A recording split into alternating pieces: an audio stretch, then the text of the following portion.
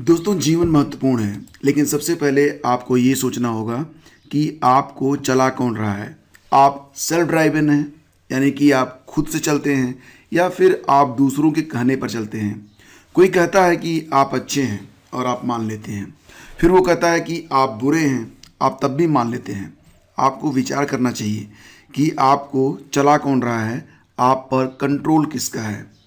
आपको विचार करना चाहिए कि आप अपनी काबिलियत पर भरोसा करते हैं या दूसरा जो कुछ भी कह दे उसी को अपनी सीमा मान लेते हैं।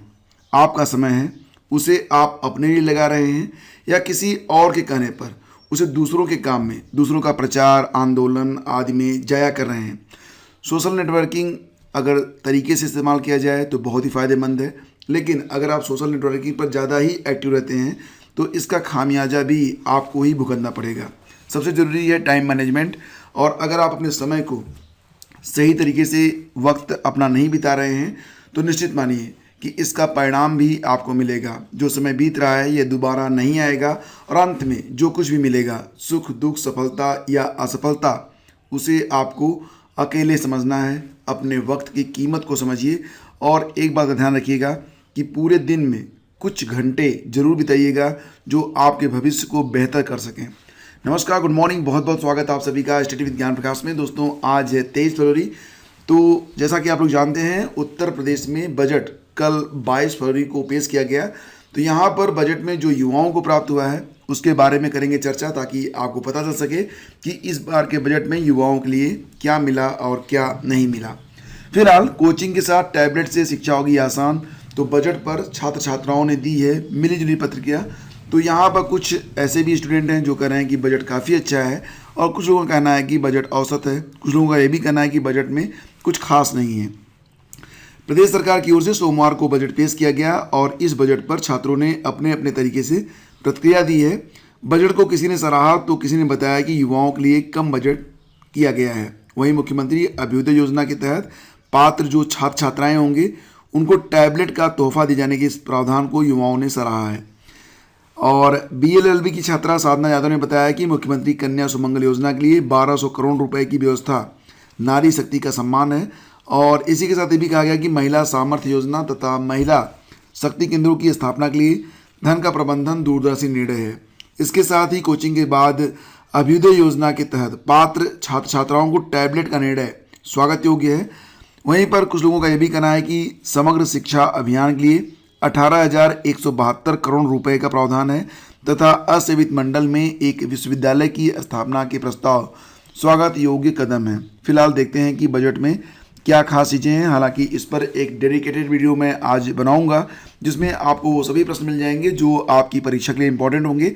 फिलहाल फ्रेंड्स, आपको बता देते हैं इन शॉर्ट की कुछ खास बातें जो कि रोजगार और शिक्षा जगत से जुड़ी हुई हैं। तो 5,50,270.78 ये है पूरा आकार। 5,50,270.78 करोड़ रुपए के आकार का अब तक का सबसे बड़ा और पहला पेपरलेस बजट यूपी में पेश किया गया।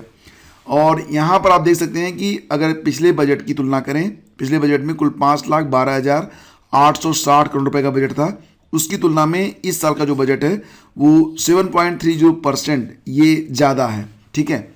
और यहाँ पर महिलाओं के लिए कुछ खास ख्याल रखा गया है।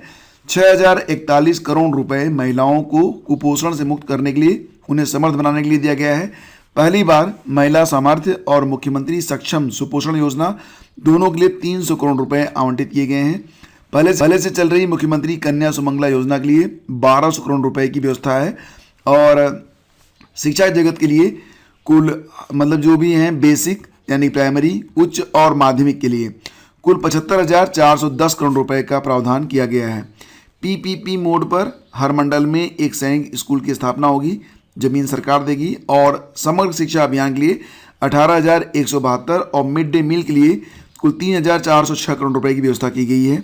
इसका असर क्या होगा कि उत्तर प्रदेश में उच्च शिक्षा के अधिक अवसर मिलेंगे, रोजगारोन्मुख शिक्षा को बढ़ावा मिलेगा।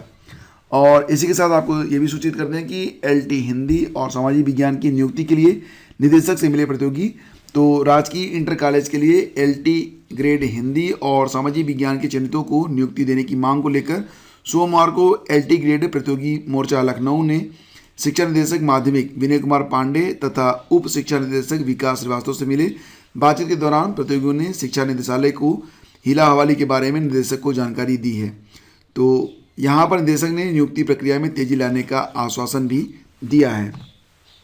और इलाहाबाद हाईकोर्ट ने लोक सेवा आयोग की यानी कि यूपीपीएससी की राजकीय इंटर कॉलेजों के प्रधानाचार्य की चयन सूची को दोषपूर्ण करार दिया है और आयोग को 1 माह में नए सिरे से चयन सूची जारी करने का निर्देश दिया है। कोर्ट ने कहा है कि चयन सूची में उन्हीं अभ्यर्थियों को शामिल किया जाए जो पद के योग्य हैं और जिन्होंने साक्षात्कार के समय तक संयुक्त निदेशक के प्रति हस्ताक्षरित 3 वर्ष का अध्यापन अनुभव प्रमाण पत्र पेश किया है। और दोस्तों टीजीटी पीजीटी 2020 के विज्ञापन के लिए 24 फरवरी को जो छात्र हैं वो बालसन चौराहे पर धरना प्रदर्शन करेंगे। प्रतियोगी छात्र टीजीटी पीजीटी प्रवक्ता के साथ माध्यमिक शिक्षक भर्ती के साथ दूसरे खाली पदों को भरने की मांग को लेकर प्रदर्शन करने जा रहे हैं।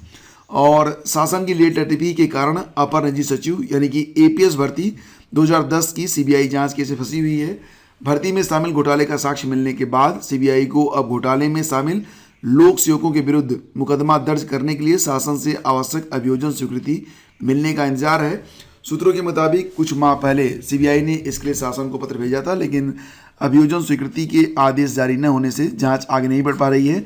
और 2021 में भी आपको सूचित कर दें कि एपीएस के लिए कुछ लगभग 250 पदों का जो अध्याचन है वो प्राप्त हो गया है और इस पर भी विज्ञापन आपको शीघ्र ही देखने को मिलेगा। भूतपूर्व सैनिकों को भी समूह ख की नौकरियों में आरक्षण मिलेगा। मुख्यमंत्री योगी आदित्यनाथ की अध्यक्षता में सोमवार को प्रदेश कैबिनेट की बैठक में 2021-22 के आय व्यय बजट और इससे जुड़े विनियोग विधेयक और भूतपूर्व सैनिकों को समूह ख की नौकरियों में आरक्षण से संबंधित विधेयक का जो मसौदा है उसको मंजूरी प्रदान कर दी गई है। भूतपूर्व सैनिकों को समूह ख के पदों पर 5% क्षैतिज आरक्षण दिए जाने का फैसला किया गया है। 5%। इससे संबंधित यूपी लोक सेवा, शारीरिक रूप से विकलांग, स्वतंत्रता संग्राम सेनानियों के आश्रित और भूतपूर्व सैनिकों के लिए आरक्षण संशोधन विधेयक 2021 के मसौदे को मंजूरी मिल गई है। और फ्रेंड्स ये थी आज की सभी अपडेट्स। जैसा कि आप लोग जानते हैं कि कल यूपी का बजट था और यही वजह है कि अभी कुछ खास हलचल नहीं हो रही है।